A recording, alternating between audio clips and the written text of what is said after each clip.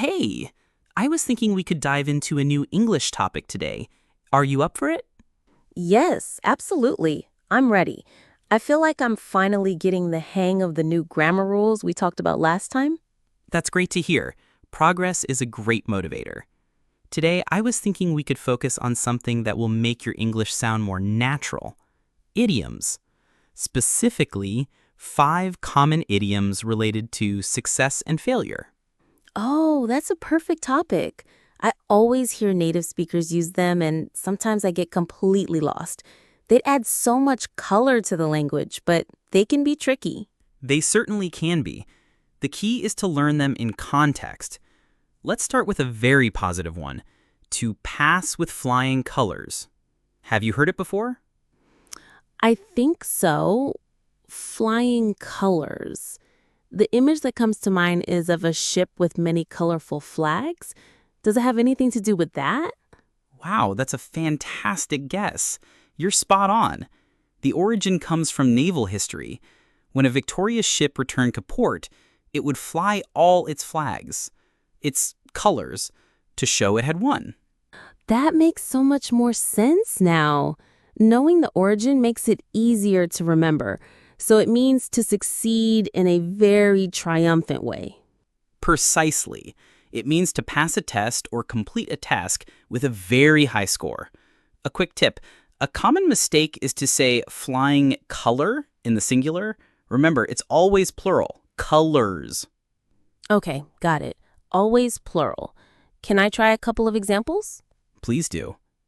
Okay, first, my brother studied mathematics for months, so it was no surprise that he passed his final exam with flying colors.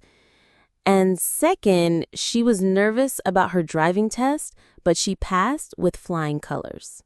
Both examples are perfect. You've got it. Now let's look at the opposite. Our next idiom is back to the drawing board. Back to the drawing board. I'm guessing this also has a literal origin, maybe from designers or engineers? You're on a roll. Yes, it comes from when designers had a serious flaw in a plan and had to literally go back to their drawing boards to start from scratch. So it implies a complete restart. Just to be sure, this is for a major failure, right? Not a minor setback.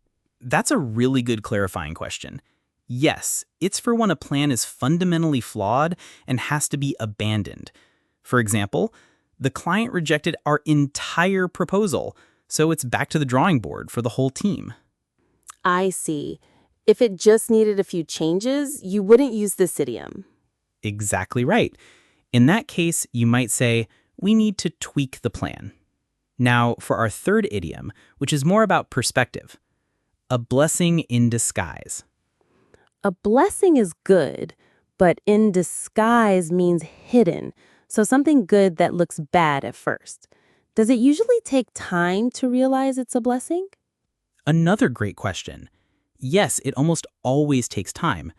The blessing part is usually only revealed in hindsight. For example, at the time, I was devastated that I didn't get into my dream university. But it was a blessing in disguise because I met my future husband at the university I ended up attending.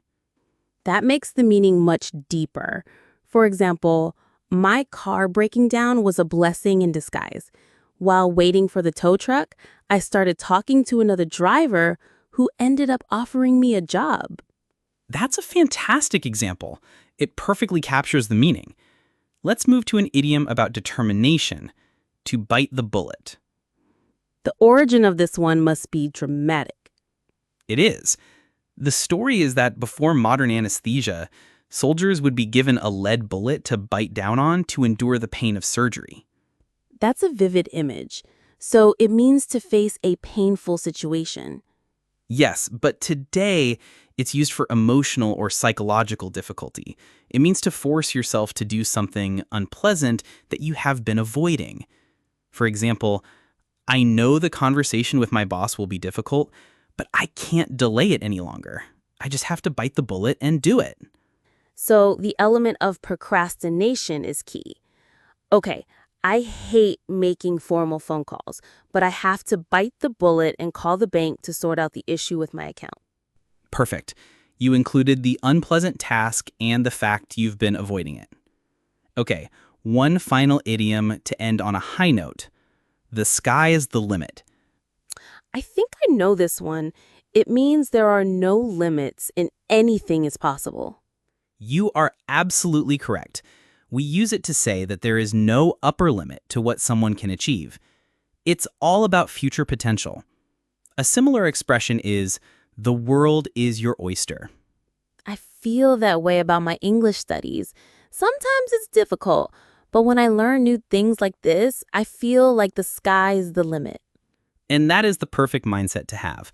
So, to recap, we covered pass with flying colors, back to the drawing board, a blessing in disguise, to bite the bullet, and the sky's the limit. Here's a challenge for you. Try to use at least one of these in a conversation this week. I will definitely do that. This was incredibly helpful. Thank you. No problem at all. Your great questions actually made it more interesting to explain. Have a good one.